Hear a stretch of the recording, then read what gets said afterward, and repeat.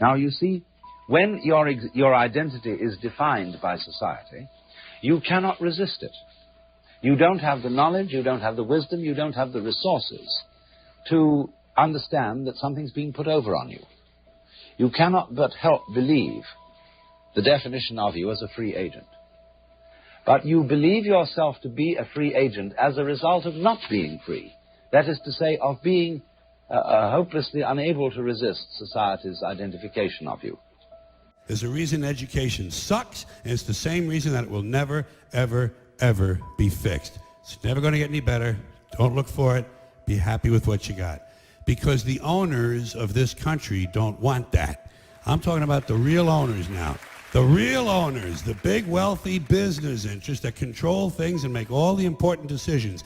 Forget the politicians. The politicians are put there to give you the idea that you have freedom of choice. You don't.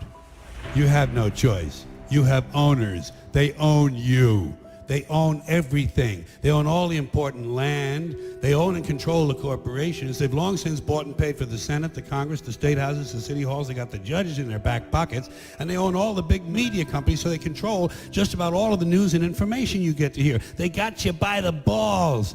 They spend billions of dollars every year lobbying to get what they want. Well, we know what they want. They want more for themselves and less for everybody else. But I'll tell you what they don't want. They don't want a population of citizens capable of critical thinking. They don't want well-informed, well-educated people capable of critical thinking. They're not interested in that. That doesn't help them. That's against their interest. That's right. They don't want people who are smart enough to sit around the kitchen table to figure out how badly they're getting fucked by a system that threw them overboard 30 fucking years ago.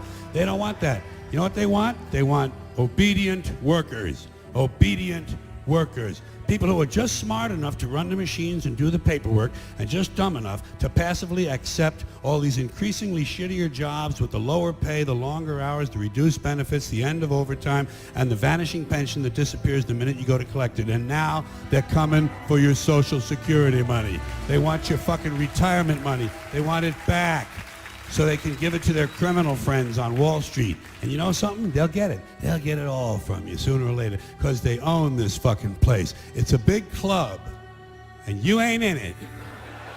You and I are not in the big club. And by the way, it's the same big club they use to beat you over the head with all day long when they tell you what to believe. All day long, beating you over the head in their media, telling you what to believe, what to think, and what to buy. The table is tilted, folks. The game is rigged.